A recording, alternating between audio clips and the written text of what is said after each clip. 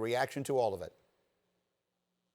Well, first of all, I think that I'm gonna start off by giving him credit for walking back those comments, because it was incredibly shocking to me that somebody that had done so much for the New Orleans community post Hurricane Katrina, who's done so much for that community out there in New Orleans, would come across as so tone deaf.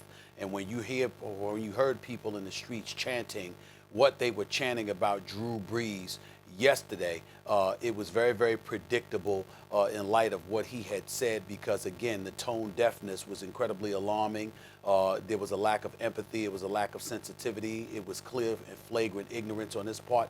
And these are the kind of words that anybody that has spoken to Drew Brees, anybody that has watched him articulate his thoughts on a plethora of different issues, would never have accused him of being. Now, I was reminded by some people who know him, last night, that this guy, you got to take into account his family military background, how he's been indoctrinated in that regard, and how that may play a role in him saying some of the things that he said, because clearly we weren't talking about the flag or alluding to anything about Colin Kaepernick when we talked about what has transpired in the aftermath of George Floyd's death. So how Drew Brees would go to that place is still a huge, huge question mark to me. But in the end, the bottom line is he had no business saying what he said. I think that he's hurt his reputation incredibly so, and I'm saddened by it, because I believe that Drew Brees has consistently been one of the better representatives coming out of the NFL family that we've seen in the modern era, in terms of how he's carried himself, his level of sensitivity, the kind of things that he's done in the community, et cetera, et cetera. Obviously, that wasn't what made news yesterday. He made news for all the wrong reasons yesterday, and I think that's why you saw the tears coming from Malcolm Jenkins, along with teammates speaking out against him, which is something we would have never predicted, because people were utterly, utterly shocked that Drew Brees, of all people, would say something like that, particularly at a time like this. Louis Riddick, you were with me live when we first got that Instagram post. I literally read it on the air in its entirety and then came right to you. Now that you've had an hour and a half or so to sort of digest it, if you will, and have heard some of the other comments that have been made here today, I wonder what your thoughts are.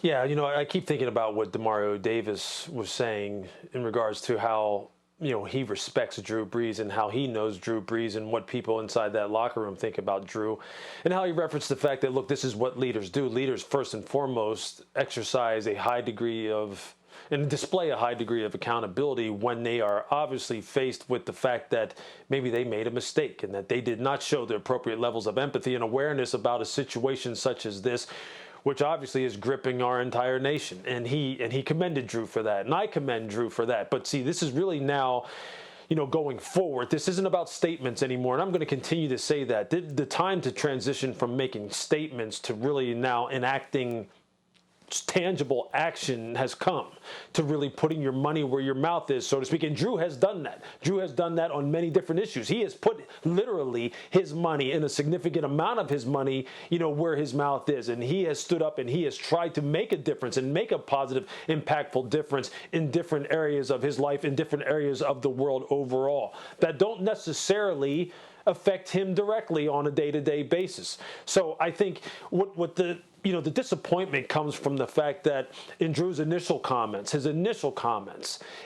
it sounded like he was just talking about him. He made it just about him and his feelings at a time where right now, as Malcolm so eloquently put, people are looking for help. The black community is looking for help. So can we make it about us right now? Can we make it about what you can do in order to help us, in order to aid us, so we can have a sense of normalized equality to where it's not about protest, it's not about talking about legislation, that it's not about talking about changing the culture surrounding how people look at us as a race in this country. Can we somehow make it about that? Can we keep it about that for right now?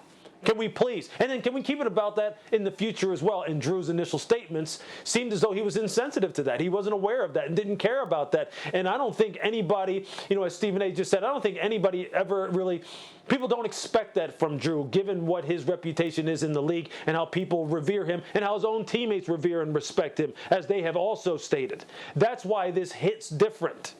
That's why it hits different. And that's why I think people are stepping up who know him the best, who have been around him the most, are sitting there going, really? And I think, and so I'm going to give Drew, and I think everyone else is going to give Drew, who knows him personally, who has been around him, are going to give him the chance to now have that positive impact, to go ahead and put his money where his mouth is, and to make a difference as he says he wants to do. And that's what it's going to come down to for everybody going forward. Not about statements, but about tangible impact. What are you doing? Perhaps that begins today. The Saints had a team meeting scheduled already. It was not scheduled in regard to this matter, but Diana Rossini telling us that obviously anything they had planned to discuss will go by the wayside now, and they'll talk about this. So, Tim Hasselbeck, we all understand that these are issues that extend well beyond and are far greater than anything involving football, but this is a sports show, and so I guess I would ask you how you expect this to affect them. They're going to come together as a team today. I asked Mario Davis this question. How does this team go about trying to put this back together again, something that feels yesterday as though it was significantly fractured?